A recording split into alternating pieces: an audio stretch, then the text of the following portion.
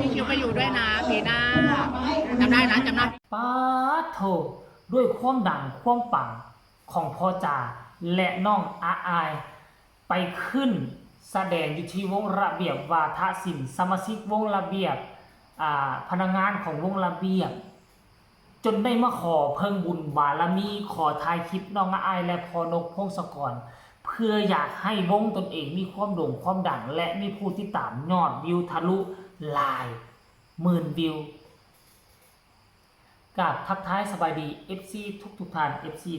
ทุกคนมาพบมาพอกันอีกแล้วในคลิปที่2คลิปนี้ก็หนีบ่พ้นจากน้องอาอายค่ำคืนที่ผ่านมาได้พาพอนกพงศกรไปยืนอยู่บนเวทีของระเบียบวาทศิลป์อย่างองค์อาจกล้าหาญอย่างสง่าพาเผยท่านผู้ชมแล้วมันมีคลิปหนึ่งที่ลุดออกมาซึ่งทุกคนอาจจะบ่ได้เห็นคลิปนี้เนาะอาจจะบ่ได้เห็นคลิปนี้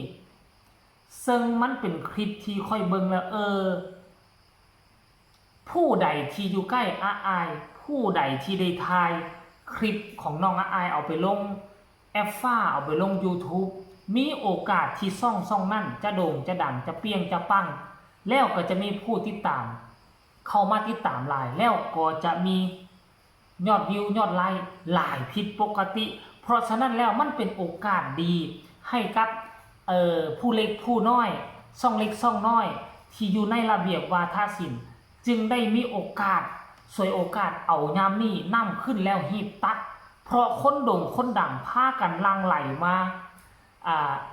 ระเบียบวาทศิลป์ในค่ำคืนนี้ว่าจะเป็นแอนออลดีบอยซิลิไซและหลายๆคนและหนึ่งในนั้นก็คือตัวน้องอาอายนั่นเอง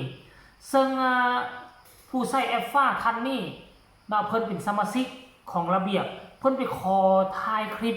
ขอเพิ่งบุญบารมีว่าซั่นกับน้องอาอายและกับพ่อจ๋า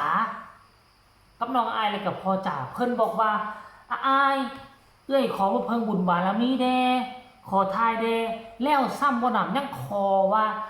ปีหน้านี่สิไปอยู่นำเด้ออยากไปอยู่นำคนโด่งคนดังก็ว่าไปท่านผู้ชมเนาะเห็นคลิปนี้แล้วโอ้ยหลายคนอาจจะคิดว่าเป็นเรื่องปกติแต่สำหรับค่อยน่ะเคยติดตามตั้งแต่วงการหมอลำยังบ่มีโซเชียลยังบ่โด่งบ่ดังแล้ววงการหมอลำเริ่มมีโซเชียลเริ่มโด่งเริ่มดังค่อยเห็นแล้วการที่เฮาไปเกาะกระแสของผู้โด่งผู้ดังเนี่ยมันจะเฮ็ดให้ช่องเฮาเติบโตมันจะเฮ็ดให้ยอดวิวยอดไลค์ของพวกเฮาเพิ่มขึ้นอย่างก้าวกระโดดขั้นอันนี้ก็เช่นเดียวกันถ้าน้องอาอายบ่ดังน้องอาอายบ่มีชื่อเสียงสมาชิกของระเบียบวาทศิลป์จะบ่มาขอเบิ่งบุญเพิ่งบุญบารมีจะบ่มาขอถ่ายคลิปถ่ายรูปแน่นอนเป็นแบบนี้ก็เพราะความโด่งความดังของน้องอาอายนั่นเองท่านผู้ชมเห็นบ่ล่ะโอ้ยไปพุ่นก็มีคนขอมาพี่ก็มีคนทายรวมแล้วแต่ละคนก็หวังจะมาเพิ่งบุญบารมีแต่ว่าเฮ็ดอันนี้ก็บ่แม่นว่าบ่ดีมันดีแล้วเขามาเพิ่งบุญบารมีน้องอาอายก็จะได้ผลพลอยได้จะได้ผู้ที่ตามเพิ่มจาก FC แฟนคลับของเขานี่แหละเนาะให้ทุกคนไปเบิ่งคลิปนี้สักก่อนคลิปสั้นๆยิบยกออกมาว่าเขาโอ้ล้มกันว่าจังไดว่าเขาขอเบิ่งเพิ่งบุญบารมีน้องอาอายแท้บ่ไปฟังจากปากของเพิ่นแล้วพวกเฮาจึงมาพ้อกันในช่วงต่อไปก็แล้วกันรถของแมวของขึ้นรถบ้านไอ้เลยเปลี่ยนค่ารถกูดีส้มหาดิน้องไอ้พี่คิวมาอยู่ด้วยนะปีหน้าจำได้นะจำหน้าพี่คิวไว้นะไม่เป็นใครอ่ะจำเป็นใครอ่ะมาแล้วค่ะกำลังจะขึ้นนะคะเห็นแล้วหรือยังทุกคนเนาะหวังว่าทุกคนจะได้เห็นถึงว่ามันจะเป็นคลิปสั้นๆแต่ว่ามันก็มีความหมายอันลึกซึ้งนี่เจ้าของคลิปเนาะเจ้าของคลิปเพิ่นมาเขียนซะนี่ว่าน้องอาอายกับพ่อจ๋าพี่คิวเนาะพี่คิวเป็นบ่ขอเพิ่งบารมีด้วยค่ะเห็นบ่ใส่คำว่าขอเพิ่งบารมีด้วยค่ะแต่เอาละบางคนอาจจะมีมุมมองที่แตกต่างกันอาจจะว่าโอ้ยอาหากระดังซ้ำนี่ไม่จำเป็นต้องใส่คำว่าเพิ่งบุญบารมีแต่ว่าอันนี้ความรู้สึกนึกคิดของเจ้าของคลิปเพิ่นรู้สึกแบบนั้นแต่ละคนมีความรู้สึกบ่คือกัน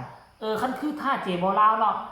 มักศิลปินคนนี้เจบ่ลาวก็คิดว่าการที่ใช้คำว่าบุญบารมีมันก็บ่เหนือความเป็นจริงแต่ขนาดไหนแต่ถ้าเจ้าบ่มักเจ้าบ่ฮักศิลปินคนนี้เจ้าบ่ได้ติดตามศิลปินคนนี้เจ้าก็บอกโอ๊ยบ่จำเป็นต้องใช้บุญบารมีน้องยังบ่โด่งบ่ดังเปรี้ยงปังขนาดนั้นมันก็ถือความของเจ้าเนาะถือความของแต่ละคนแต่อันนี้เฮาต้องเคารพสิทธิ์การเว้าการจาของเจ้าของคลิปของเขาในเมื่อเขาว่าขอเพิ่งบุญบารมีนั่นแสดงว่าเขาคิดว่าน้องอายโด่งดังอยู่ในระดับพอสมควรที่เขาจะไปขอถ่ายรูปแล้วเฮ็ดให้กระแสช่องของเขาแตกเปรี้ยงปังและก็โด่งดังขึ้นมาในสัวข้ามคืนแน่นอนเขามีความเสื่อแนวนั้นเนาะอันนี้ก็คือการเคลื่อนไหวท่านผู้ชมของพ่อจ่าและก็ลูกจ่าที่ไปทำภาระหน้าที่แล้วค่อยได้ยินข่าวว่าน่ะแอนอรดีบอยซีรีไซก็ยกเลิกงานมานกพงศกรกับบอสน้อยอายก็ยกเลิกงานมาทิ่มเงินแสนเพื่อจะมาขึ้นเอางานฟรีให้กับวงกกวงเข้าของเจ้าของซึ่งเงินแสนดังกล่าวนั้นมันบ่มีความหมายเลยถ้าเอามาเทียบใส่กับวงกกวงเข้าวงระเบียบวาทศิลป์นี่นะลูกๆเต้าจึงตัดสินใจทิ่มเงินแสนมาเอาเงินศูนย์มาเอาความหักความแพงมาเอาบุญบารมีเอาความเป็นมนต์ขลังพาลูกพาเต้าพาหลานมากราบปู่กราบย่าเพื่อมาเอาเขาเอิ้นว่าหยังเพื่อมาเอาค่ายอ้อที่ดีจากปู่จากย่าเป็นคำโอวาทให้ลูกให้เต้าให้หลานได้กลับคืนไปพัฒนาวงของตนเองท่านผู้ชมโอ้โหค่อยเห็นแล้วค่อยกะดีอกดีใจไหมดีอกดีใจท่านผู้ชมเห็นน้องอายเห็นพ่อเอกก็ถึงโอ้ยร้านอันนี้กับร้านอันนั้นกับร้านผู้นึงก็ลงไปแล้วว่าซันเดเนาะร้านอันนี้กับผู้นี้กับร้านโอ้ค่อยกับจิกลายเป็นผู้ทวดแล้ววันนี้นะคือว่ามีแต่ลูกมีแต่หลานมีแต่เต้าเอากระเชียจังไหนพอวงเจ้าเป็นวงกกวงเข้าเนาะวงเจ้าทำการมา30-40 ปีสร้างบุคลากรจนแตกนอกอแหน่งเป็นวงหมอลำตั้ง4 หน้า 5 วงปีหน้าปีในนี่จะกอมาอีกอย่างน้อยๆอีก 3-4 วงอีกตื่มหนาวสรุปแล้ววงที่จะกอแหน่งแตกนอกอแขนงออกมาจากวงระเบียบบ่ตามกว่า10และอีก 2-3 ปีนี่นั่นแสดงว่าวงระเบียบนี่เป็นหนึ่งที่มีคุณภาพและมาตรฐานที่สุดอยู่ในประเทศไทยก็ว่าได้เวลาเขาเปรียบเทียบกันนี่เวลาที่เขามาบ่ได้ว่าเปรียบเทียบกันทั้งด้านโลกโซเชียลและเปรียบเทียบมูลค่าวงใดที่จะเป็นวงดีวงเด่นนี่เขาอาจจะเปรียบเทียบกันว่าสร้างบุคลากรทั้งด้านหมอลำนี่ให้มันมีคุณภาพและก็ไปแตกนอกอแหน่งสร้างตั้งวงของตัวเองได้ควรจะเปรียบเทียบเอาด้านนี้หลายกว่าเนาะท่านผู้ชมอนาคตอาจจะมีแนวนี้คลิปนี้ก็เอาเรื่องเล่าดีๆมาฝากมาต้อนระหว่าง2วงเสียงวิหกและระเบียบวาทศิลป์สมาชิกทั้ง2วงฮักแน่นสามัคคีเนาะเป็นหุ้นกินปลามาพี่กินข้าวเห็นข้าเจ้ามาเข้าใกล้แล้วก็ขอถ่ายคลิปน้องอายแบบนี้เจบ่ลาก็รู้สึกดีอกดีใจแทนน้องอายก็แล้วกันฝากทุกคนกดไลค์กดแชร์กดติดตามให้แน่เพื่อจะไม่พลาดในคลิปต่อไปที่สำคัญอย่ากดข้ามโฆษณา